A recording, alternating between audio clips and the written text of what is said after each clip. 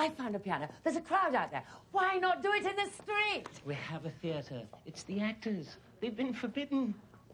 Tim Robbins has won acclaim on both sides of the camera since his professional debut in 1984. He has starred in such films as The Player, Shawshank Redemption, and Arlington Road.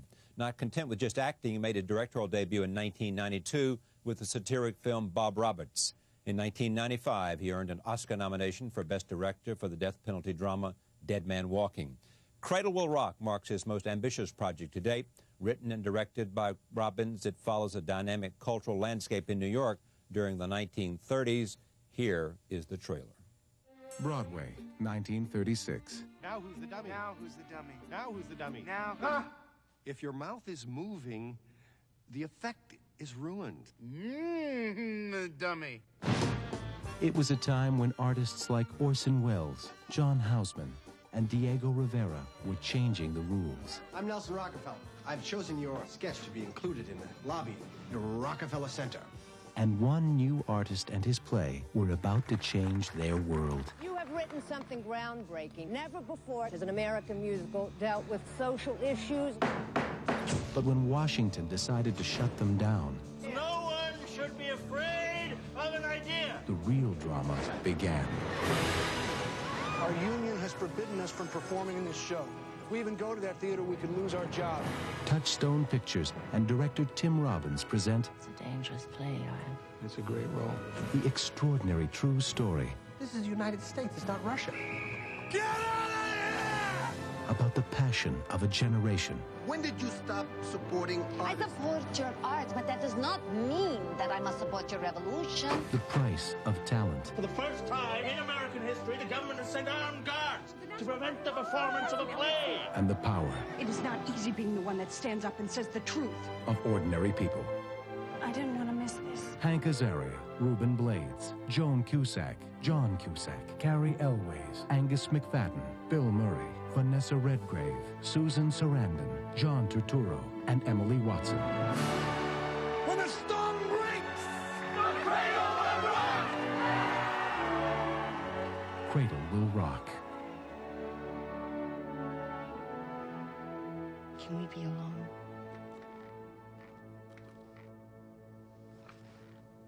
Oh, me? Yes. Just me. Yes.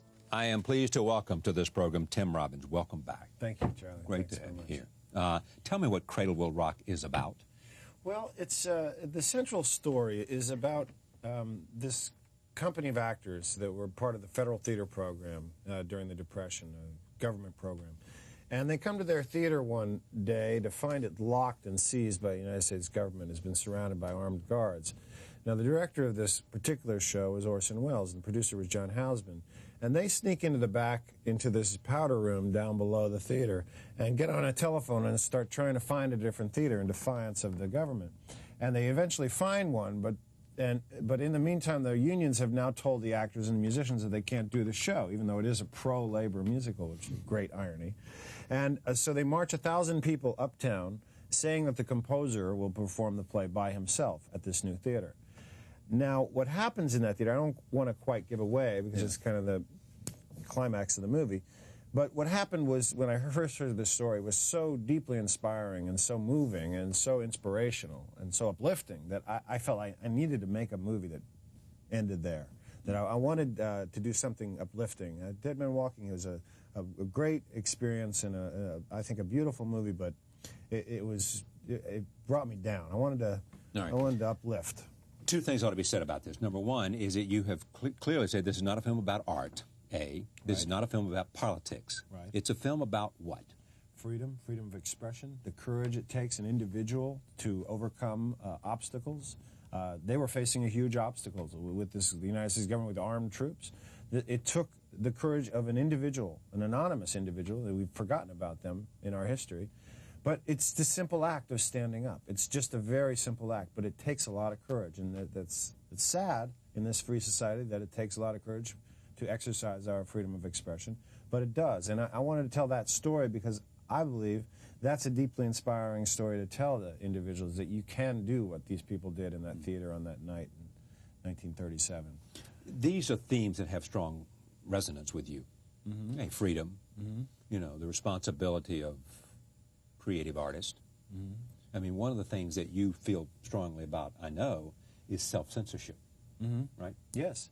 I think that we too often censor ourselves, and especially in the arts, that, you know, you have a couple bully politicians coming around making hemming and hawing about some one particular piece of art that happens to cross the line and is offensive to some, and they make a lot of political hay out of that, get a lot of votes, and they play fast and loose with the First Amendment, and I resent that. The thing is, we have to tolerate, if we want freedom in this country, you got to tolerate everything. You might not like it, but you got to tolerate it. And what this does is it celebrates people that have that freedom, that have that courage. Now, you may not like it, but that's not the point. The point is, we live in this great country because we have these freedoms. We have these. There've been individuals that have, from time to time, pushed the boundaries on it and tested it and said, you know what, you might not like it, but this is what's great about the country. Yeah. That the people can stand up in the theater, can make the art they want to make. How did you know about this? I didn't know anything about it. I studied theater in college, and I hadn't heard anything about this. And it was extraordinary to me that I hadn't once I discovered it, because it was such an inspiring thing. And the Federal Theater Program itself was an incredible accomplishment. It reached 25 million people, a quarter of the population at the time, with live theater. Not just social dramas, but also vaudevilles and circuses and children's theater. You're talking about the height of the Depression, 1936. That's right. And now you're also talking about a government program that says, hey, listen, let's put people back to work, yes, but let's also uplift people's spirits. Let's bring them theater they can afford. Let's put art on the walls. Let's build beautiful bridges. You know, this is, you know, can you imagine this happening today? It's visionary. It's saying, hey, you know, we're going to spend some money. Let's get some good stuff out of it. All right, let me talk about some of the people that are there that are part of this film. Nelson Rockefeller. Yes. What role does he play in the film? Nelson Played by John Cusack. Right, by John Cusack. He commissions, another story that interwoven with this theater story, is the story of Nelson Rockefeller commissioning the lobby of his building, Rockefeller Center, to be painted by an artist. Now, Matisse turns him down, Picasso turns him down. Who does he wind up with? Diego Rivera. And Diego Rivera paints this beautiful, sprawling mural in the lobby, and unfortunately, for Rockefeller's sake, has a picture of Lenin, the communist leader, on it. Featured and Rockefeller says, will not happen. Well, he gets a little offended by that, yeah. As one can imagine. And so it's a story of their comic mismatch. I think their scenes are very funny. Ruben Blades plays Diego Rivera. Yeah. And you've got John Houseman and Orson Welles. Yes, John Houseman and Orson Welles that are running the company. You've also got Cherry Jones playing Hallie Flanagan, the head of the Federal Theater Project. Yeah. You have Susan Sarandon playing Margarita Sarfati. Now, she's interesting. Who is she? Another real character. Was Mussolini's mistress, who came over to the United States as kind of a propaganda machine for Mussolini, actually hired by Hearst to write a ghost column in Mussolini's name, a weekly column, pro-fascist column, in the Hearst newspapers. Hundreds of newspapers across the United States. Right.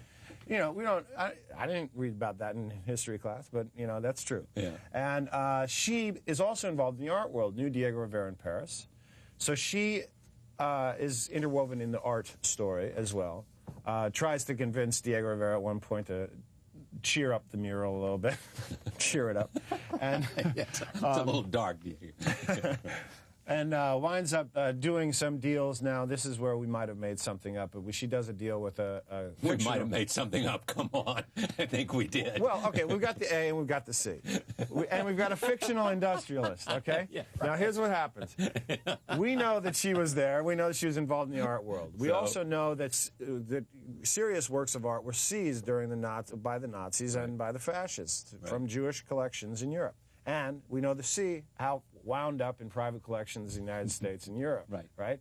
So the B is what we filled in, which is that how did they get from A to C? There must have been some broker. And we found it. Well, you know, if you're going to pick a broker, you could pick the one that was responsible for a lot of propaganda, fascist propaganda that wound up a lot of American deaths. So I'll hold her responsible. Okay, speaking of creating things where you mix fiction and fact, Bill Murray plays a character who's a ventriloquist.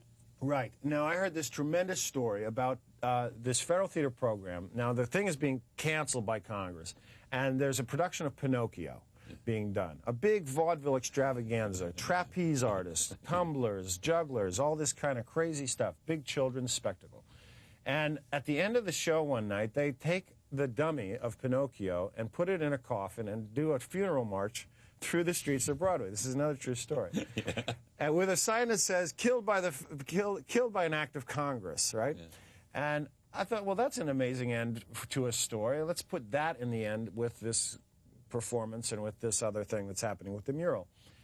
But I need a dummy.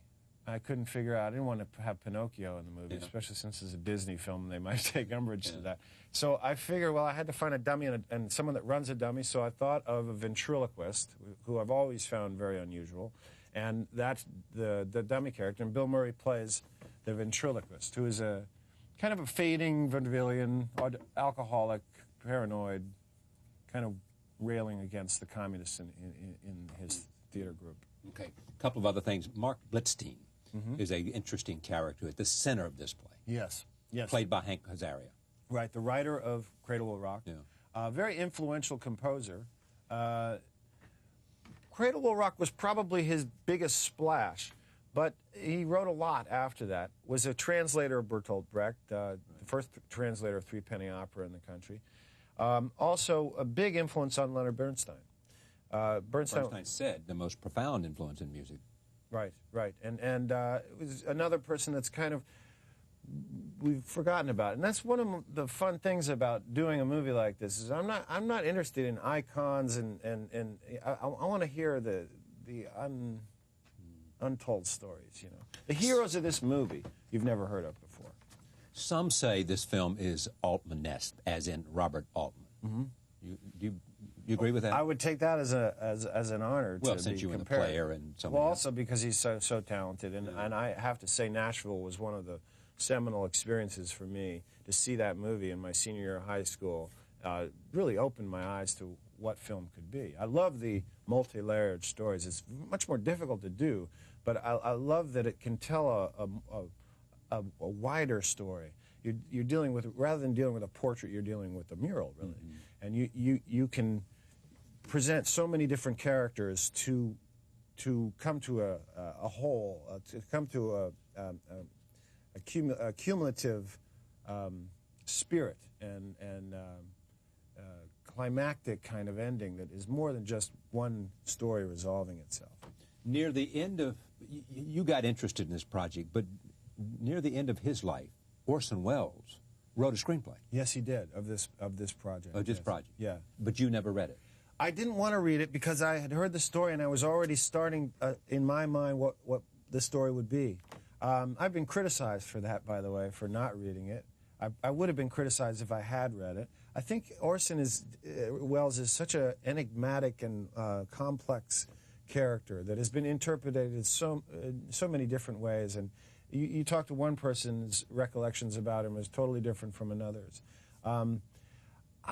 I think we've created a really vibrant, alive Welles in this movie. I don't think it's making it does. Some people have had a problem with it, to be honest with you, and I think that's okay. What part did they have? What was the problem? The drinking, I think, and it's interesting because that's based on my research. Well, yeah, I mean, it's like saying Orson Welles didn't like women. Well, exactly. You see, the thing is, here's a 22-year-old guy who is commanding a company of actors twice his age, is creating incredible press about his productions, is, in fact, a theatrical genius at this age, is, for the first time, creating a whole on stage, which really wasn't done in American theater. Like Reinhardt was doing it in Germany, and Brecht was doing it, but this kind of whole concept where they're involved in design and all kinds of elements of the whole picture.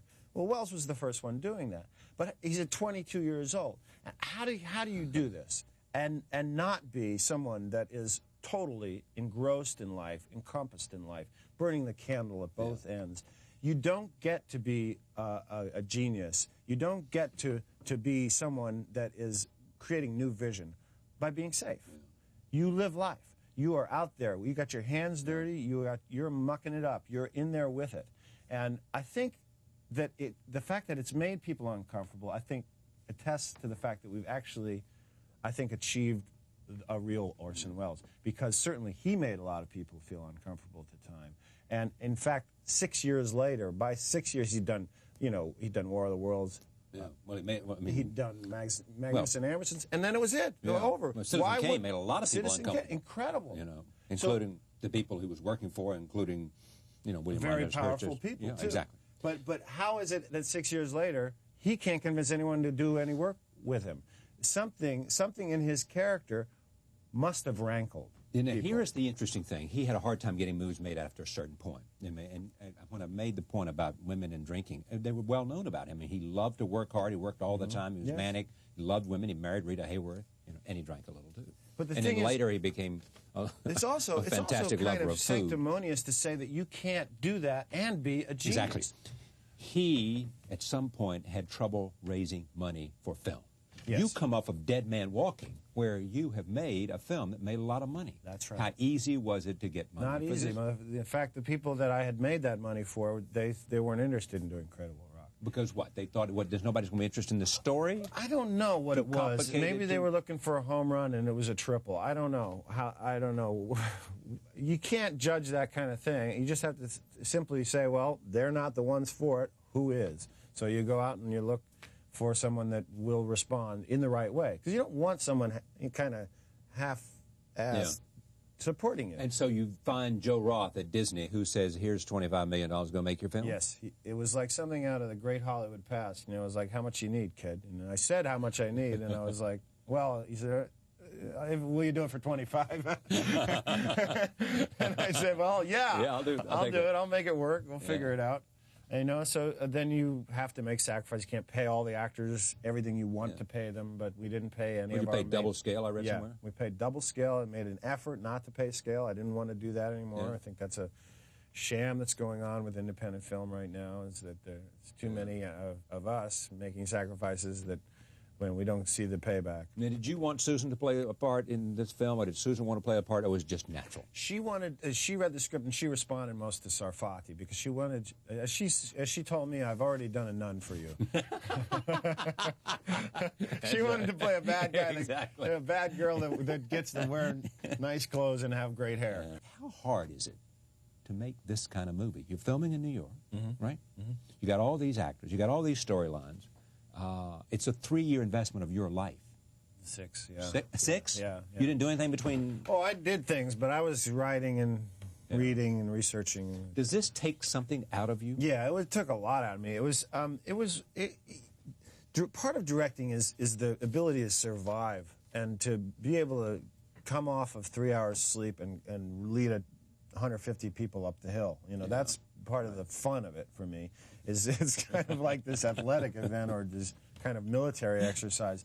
But it was a beautiful experience in a lot of ways because there were so many talented actors that came on and gave their time and talent, and so many beautiful moments of spontaneity. The extras in the live theater show we did were just unbelievable. They were responding to things that I had no idea they would respond to. Topical references from 1918.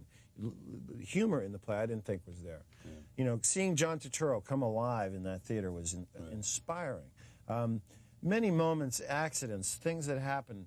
It was a really unbelievably thrilling experience. Very difficult, very hard. So after you do something like this, do you, because you got all these acting offers as well, want to sort of take time off and get your breath before you direct again? You do, but you can't because you got to edit. And you got to get into that process, and then you got to get into the process of showing it to people and then re-editing. And then you have to get to when should we bring this out and how do you... So it becomes a very long, drawn-out process. When I'm at the end of it, yes, there's nothing more I want to do than act. I want to be in my trailer and say, let someone else worry about it. I know. You have a lot of offers to act, don't you? I do, yeah. And how are you going to choose whether you act or direct? Well, right now I'm just going to act. Because you're tired? Well, physically, emotionally drained? No, it's more that I have to be obsessed in order to jump in to the directing thing. Do you think there's any irony, as some have suggested, that this film that was so driven by the idea of sort of, the Incredible Rock was, Blitzstein and everybody connected with it said, clearly it was a kind of socialist idea. It was pro-union, some say anti-capitalist, financed by Walt Disney's company. Walt Disney was a well-known capitalist, Yeah, but see, I think one of the things in writing it, and I think what Joe saw in reading it, was that, yeah, you can say all that, but this movie is essentially about the little guy up against a big obstacle. That's at the core of it. You know, you can add the politics and the philosophies and the dogma. I tried to avoid them at all costs. I don't think they're necessary. I had a whole union theme, a whole story about John L. Lewis and the CIO and all this in one of the original drafts. It just was leaden. It didn't jump off the page. It wasn't great theater. It wasn't working. So it just cut it. Yeah. You wrote it all? Yeah. Okay. So you didn't have 17 screenwriters come in and help you on it? No. This is it. I torture myself. You are. You really are. You are manic. There is this. There is this about you and Wells.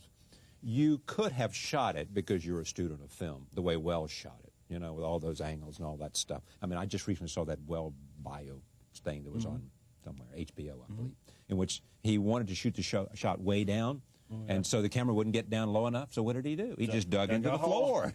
Put the camera in the floor. That'll give me the angle he wanted, right? Yeah. But because you didn't want this comparison made, you deliberately chose to make it more Altman-esque than Wellesian, right?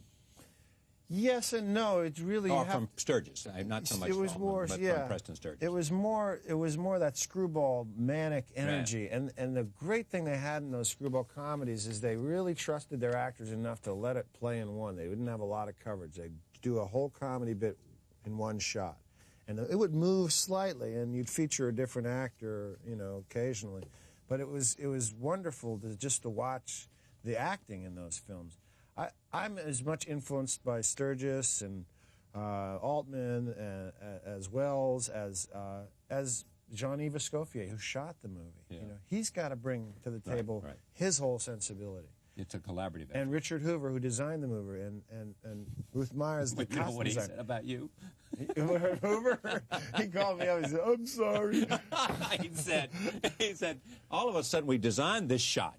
And I go out and get this design that reflects the time. And here is Robbins going all the way over here where there's nothing to do.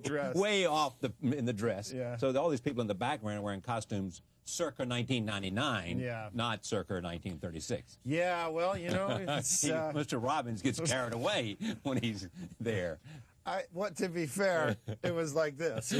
That's how we did. You know, here was the set that was dressed, and here was the modern world. So we just whip-panned past it. But Richard is so talented. He's done all three of my movies, and you know, I'm very happy to have him. Even though he can say whatever he wants about me, that's all right. Thank you for coming. My pleasure to have you. Cradle Rock opened in New York and L.A. on December 8th. It goes wide on Christmas Day. And even wider on January 7th. Yeah. Tim Robbins, it's fascinating to see you. It's an interesting film. Thank you so much. Thanks. Pleasure. Thank you for joining us. See you next time.